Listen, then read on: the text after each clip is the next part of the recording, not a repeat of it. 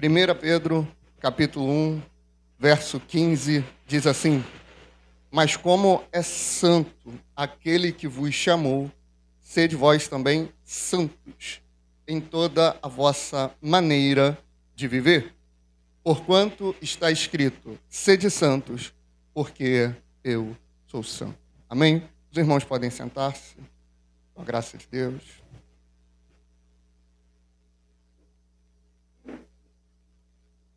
Na quarta-feira nós temos feito a exposição, do primeiro capítulo da primeira epístola do apóstolo Pedro, só que os versos 13 a 16, eles, por mais que sejam poucos, ele tem muita profundidade, Então, excepcionalmente hoje, nós vamos continuar dentro de 1 Pedro, e para relembrar o que falamos na quarta e o que estamos falando, o apóstolo Pedro ele escreve essa carta para um público e é fundamental entendermos isso, contextualizar. Porque quando a gente lê com a nossa ótica. É a coisa mais natural do mundo. Mas para a gente entender, eu me lembro que no colégio, para entender era Camões, esses negócios aí, é muito difícil, Uma linguagem muito pesada, E a gente tinha que entender o que o autor queria passar. A mesma coisa, ou parecido, é com a Bíblia. A gente precisa entender o seu contexto. E aqui, Pedro está lidando com uma igreja que está sendo perseguida. E essa igreja que está sendo perseguida, ela tinha muitas dificuldades. Ela tinha que lidar com o imperador Nero. Nero, ele era uma espécie de tipo de anticristo. Ele reprimia o povo de Deus. Ele subjugava o povo de Deus. Ele executava o povo de Deus. Pedro está escrevendo para uma igreja que está dentro desse contexto.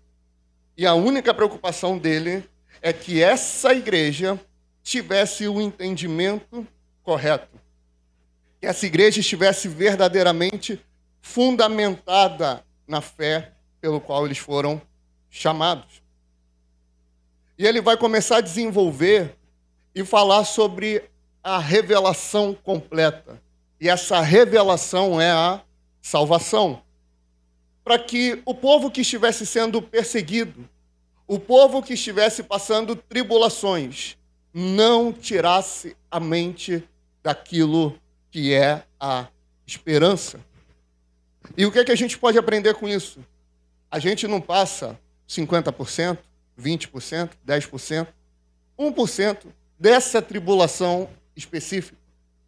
Mas nós temos os nossos desafios.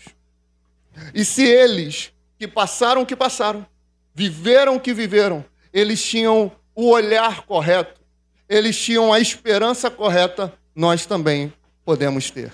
Amém? Nós também, mesmo em um mundo tão caótico, podemos olhar para o nosso Salvador e depositar nele a total esperança. E olha como é interessante. Nós temos aqui um povo em perseguição, um povo em tribulação, um povo que estava, humanamente falando, perdido. O apóstolo Pedro podia dar várias dicas, e na internet tem um monte, Você estoca alimento, nos Estados Unidos tem muito, a casa no subterrâneo, como é que chama?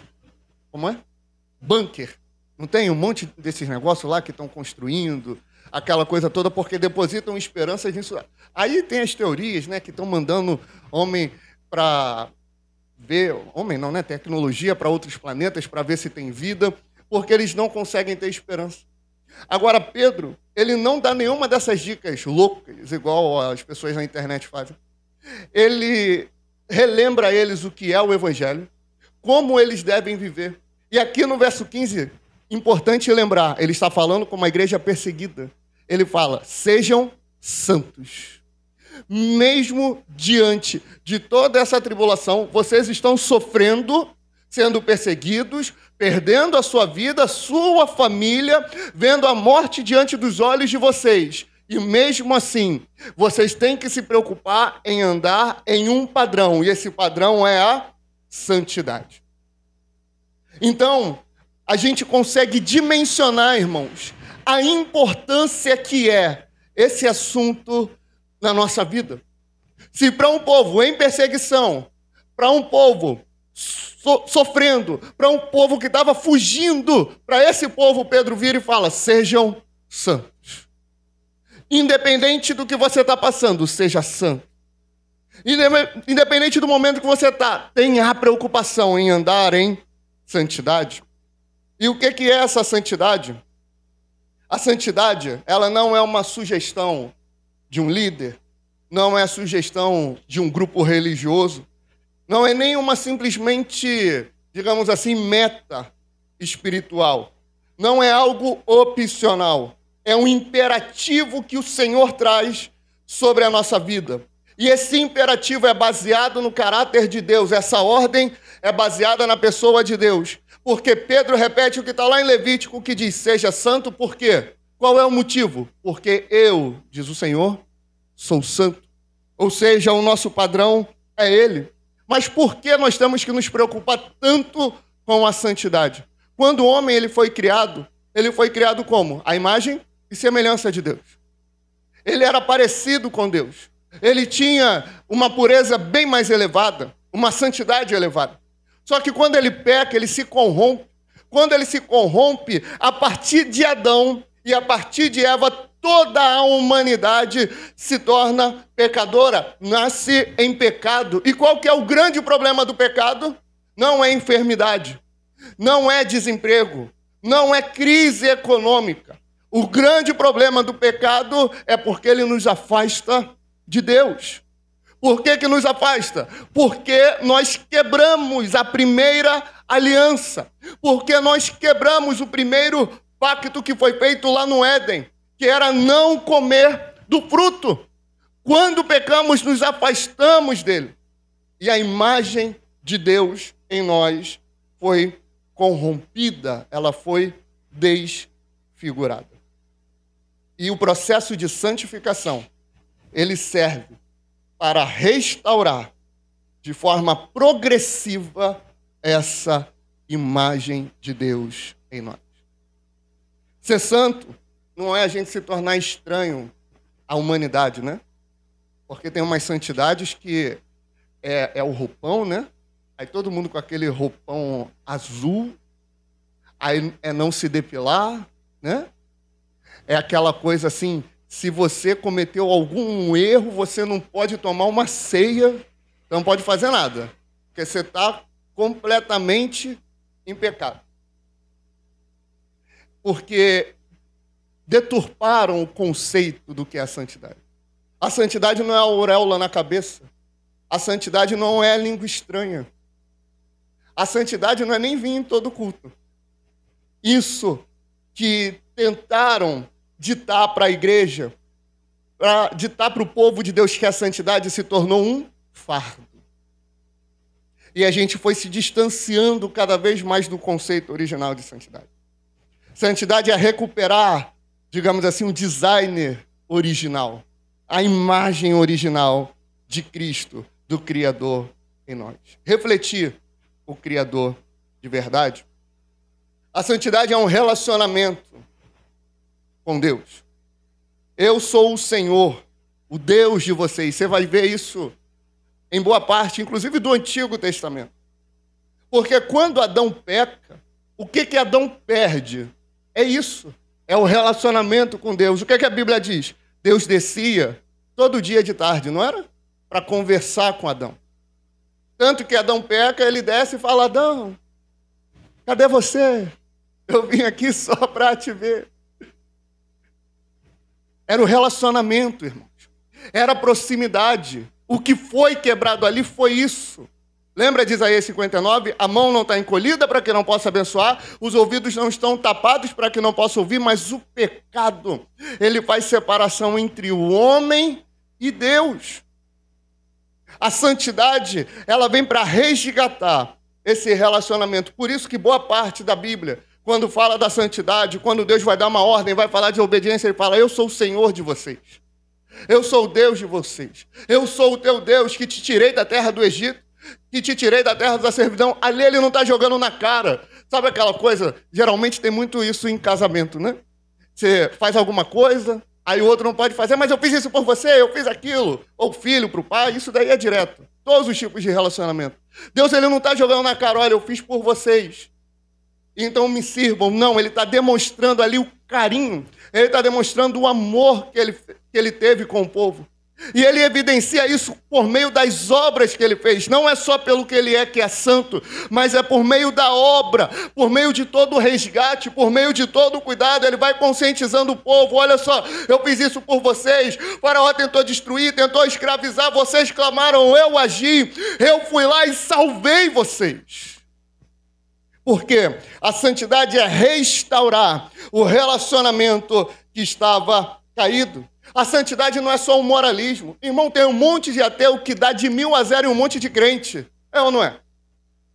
Quantos pastores a gente não vê em suas vidas de adultério?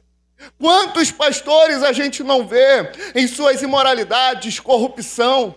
Pior do que políticos. E quantos ateus você não conhece? Vê um exemplo.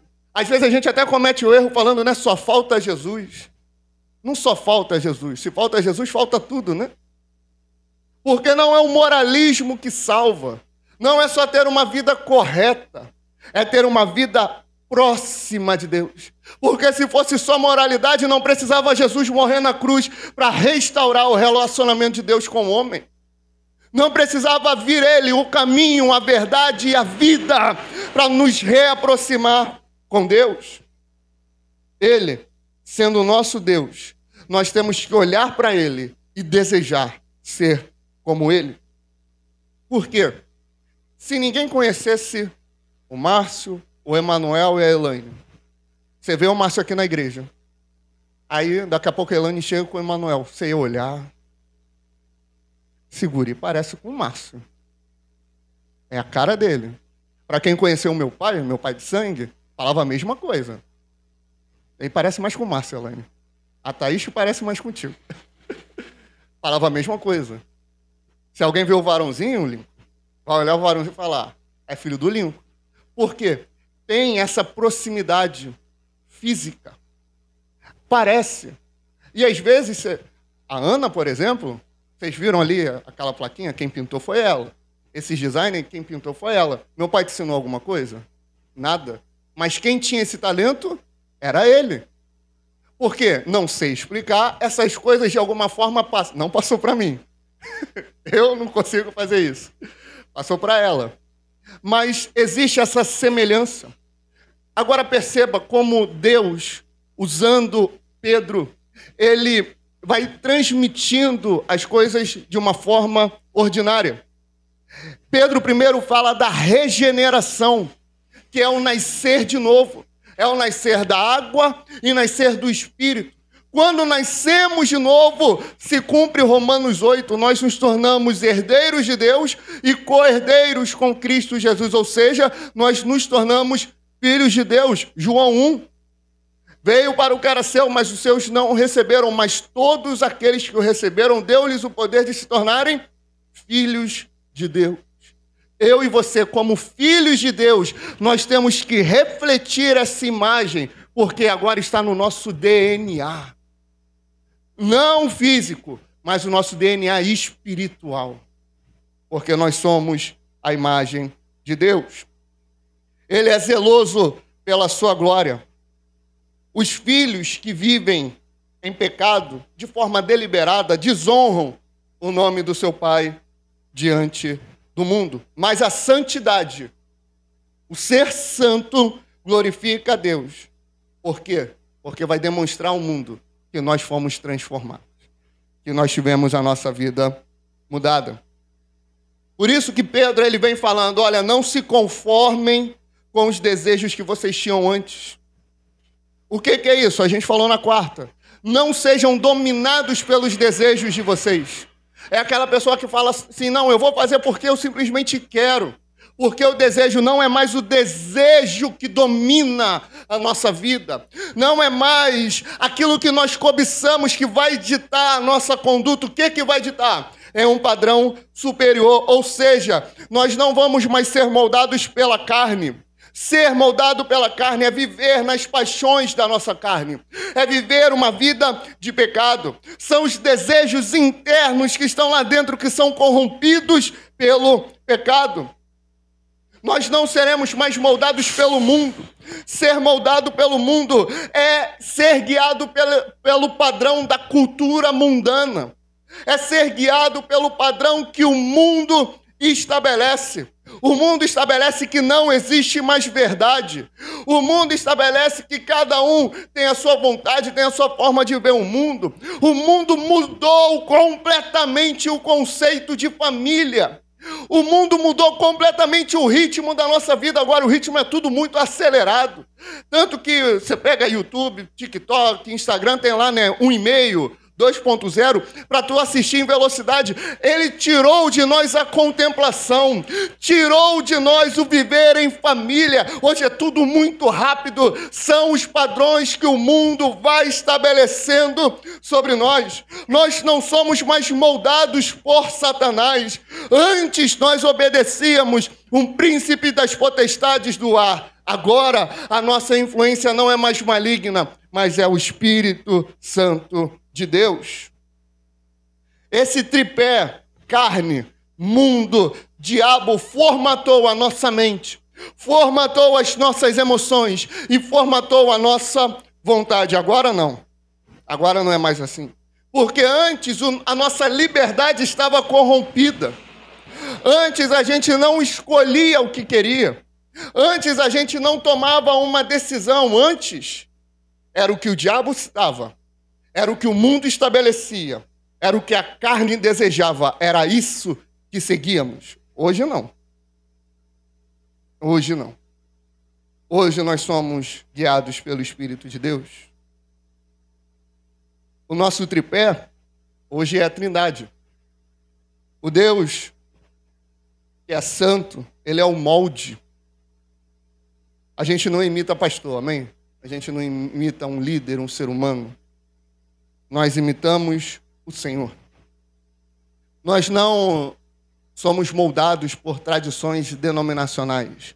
Assembleia de Deus, Presbiteriana, Aliança, Batista. Não. Nós somos moldados pela palavra. A gente não está na cultura gospel da moda, né? Agora é o worship, né? Um tempo atrás era o mais pentecostal, assim, assembleia. Algo contra especificamente? De forma nenhuma. A gente só não pode ser guiado pela cultura do momento. Senão a gente perde a nossa identidade. Nós imitamos Deus. Ele é o padrão absoluto e imutável. Sabe por que isso é importante? Isso acontece muito com o filho, né? Você não pode fazer isso. Mas o fulano faz. Aí aquela frase clássica, né? Tenho convicção, aposto a minha vida que todos os pais aqui já falaram. Você não é todo mundo. Você não é todo mundo. Porque o nosso padrão não está em uma pessoa, em alguém próximo ou distante de nós. O nosso padrão está em Deus. Por isso que Pedro repete Levítico, sede santos, porque o Senhor é santo. Cristo é um modelo para a gente. Aquele que os chamou, Pedro fala, né? Quem nos chamou, isso aponta para Cristo. Ele é santo, inculpável, imaculado. É o nosso exemplo definitivo e concreto. Cristo sofreu por todos nós, deixando esse exemplo. Se a gente quer ver a santidade de carne e osso, o que é que a gente faz? A gente olha para Jesus. Porque em tudo, a Bíblia vai dizer, ele foi tentado, mas sem pecado. O Espírito Santo é o agente. O Espírito Santo é quem transforma. O Espírito, ele não nos molda, ou melhor, nós não nos moldamos sozinhos. Nós não nos moldamos por força de vontade própria ou uma simples disciplina religiosa. O Espírito Santo opera em nós uma transformação que começa no interior e vai se refletindo fora. Como é que ele faz isso? Ele pega a palavra de Deus e aplica na nossa vida, convencendo o homem do pecado, da justiça e do juízo. Aí sim vem o fruto. Então você entende, meu amado, que não é simplesmente assim, vou andar em santidade. Eu quero porque quero, não. É uma ação completa. Existe uma... É claro que quando a gente está andando em santidade, a gente não pensa tintim por tintim nisso. Mas é importante entendermos como funciona, para entendermos que existe um processo, um milagre da parte de Deus em fazer o seu povo andar em santidade. Resumindo, o Pai é o padrão, o Filho é o exemplo, o Espírito Santo é o poder. A santificação é uma obra da Trindade. Nós não estamos sozinhos nessa batalha. Isso acontece de uma forma simples. Nós já somos santos. Ou seja, nós somos santificados. Mas nós estamos também sendo santificados. É uma ação mais progressiva. E nós também seremos santos de uma forma plena na glorificação no fim de todas as coisas. Por isso, o que nós temos que fazer? Primeiro, nós não podemos nos desanimar com quedas. Mas, pastor, você está dizendo que tem que andar em santidade? Sim, mas lembre, é um processo. A santidade não pode ser um fardo. Caiu, então eu vou dizer assim, então está tudo bem que Deus perdoa, eu vou continuar caindo. Não. Eu caí, vacilei, errei. Senhor, me perdoa e me ajuda, me dá força para continuar num caminho de santidade. Não pode ser algo pesado, porque quanto mais pesado é, o fardo vai aumentando, a gente vai desistir, porque a gente vai lutar com a nossa força. Se eu luto com a minha força, eu caio.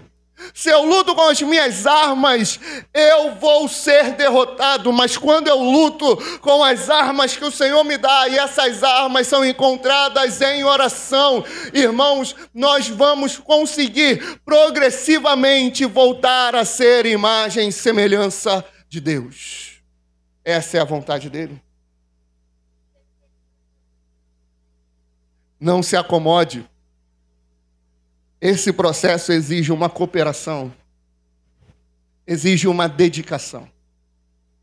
Ao mesmo tempo, a gente não se desanima com queda, mas a gente também não fica assim, não, está tudo certo.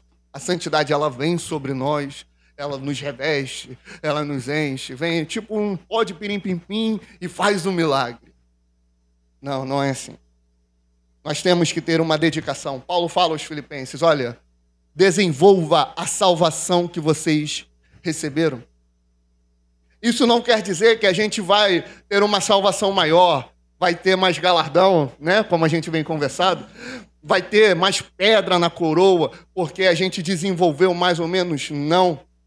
Mas é trabalhar para que essa salvação ela se torne mais evidente na nossa vida. E claro, não se compare, irmãos. Isso sempre foi um problema. Você via às vezes, porque tem gente, o Márcio fala bastante isso, a gente tem, né, Márcio, facilidade às vezes mais na leitura bíblica, né, e um pouco mais de dificuldade na oração. Tem gente que, irmão, na oração, parece até que está levitando, né, de tanto que ora, de tanto que busca, mas na leitura bíblica, cai um pouco. Tem gente que é magrinho de tanto jejuar. Mas na leitura bíblica, na oração, não é tão... Então, não adianta a gente se comparar a um ou a outro. Olha, esse irmão aqui, ele é firme, ele é calmo, ele não se ira. Agora, esse outro aqui, ele é dedicado, ele faz tudo o que faz com excelência. Poxa, eu não sou igual a ele. Não se compara.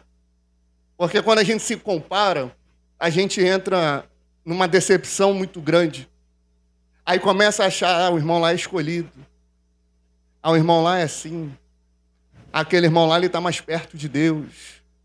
Ele deve orar de madrugada, né? Que a fila é menor, né? Não é o que falam? Ora no monte, está mais perto. Não, não se compara com ninguém. Se compara com Deus. Que aí você sempre vai estar atrás e sempre vai entender que tem que melhorar. A santidade não é só uma vida devocional de 30 minutinhos por dia, não, irmãos.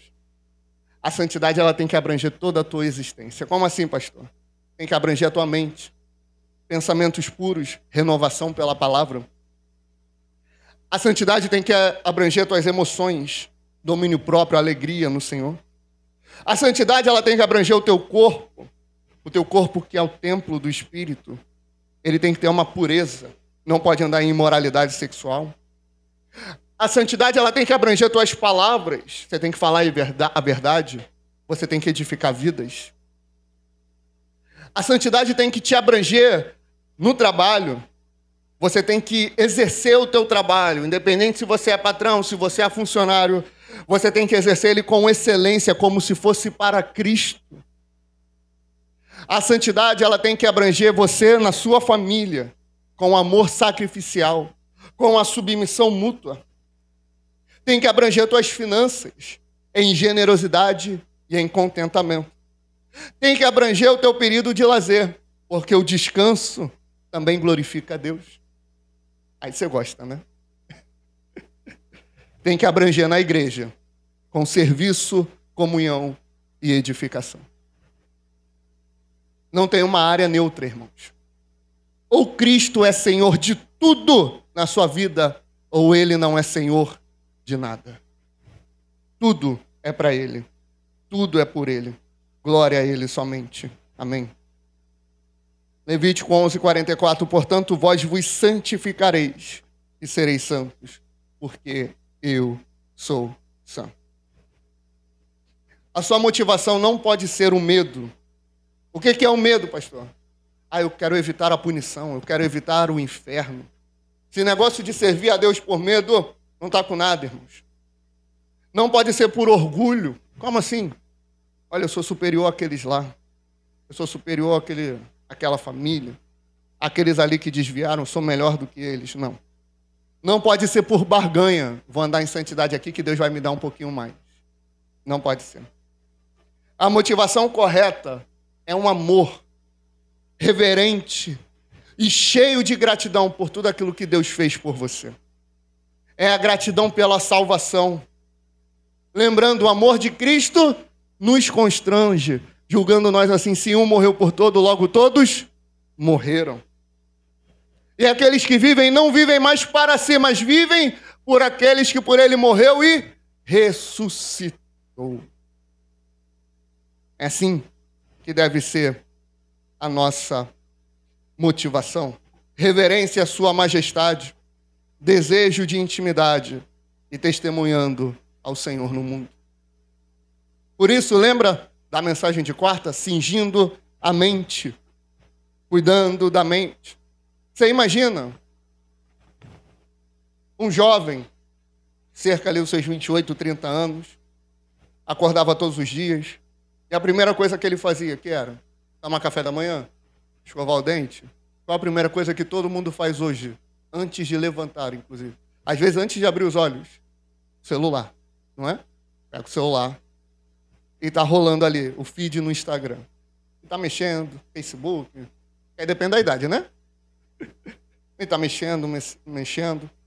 E ali tem um monte de notícia, tem meme, tem foto de viagem, tem as exposições corporais de homem e de mulher.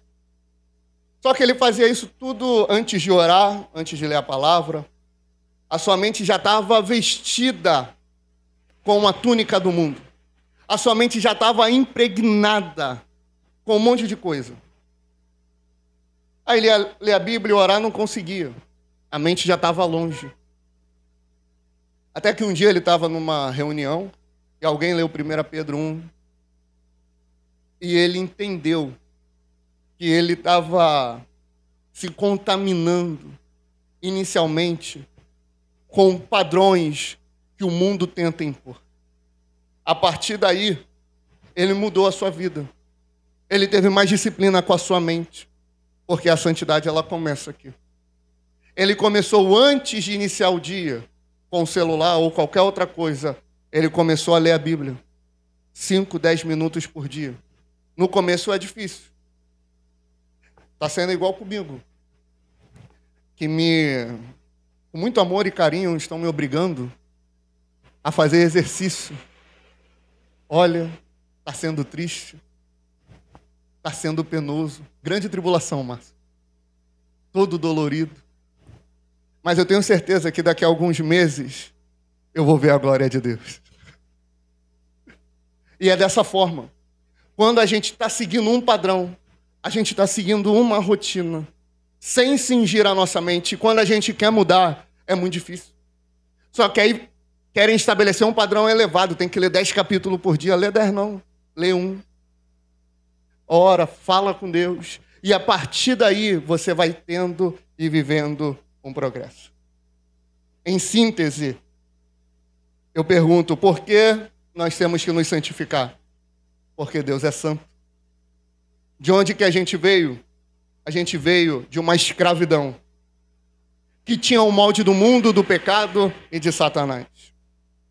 Agora o nosso molde é o Pai, que é o padrão, o Filho é o exemplo, o Espírito Santo é o poder. E como que isso acontece? É de uma hora para outra a santidade? Não. É de forma progressiva. Onde se aplica? Na igreja só? Não. Na família só? Não. No trabalho só? Não. Em todas as áreas da nossa vida, em todo o nosso ser. E a motivação disso, irmãos, qual é? O amor e a gratidão por tudo que Deus fez por nós. A santificação não é um peso religioso que esmaga, mas é um privilégio de filhos viver conforme a nova natureza que Deus nos deu. É difícil, sim. Haverá luta, quedas, frustrações. É possível, sim, porque aquele que em nós começou a boa obra a aperfeiçoará até o dia de Cristo Jesus. Você não está sozinho. O Pai estabeleceu o padrão, o Filho mostrou o caminho, o Espírito dá o poder. Não desista da santidade. Cristo já venceu. Você deve perseverar até vê-lo face a face. Amém?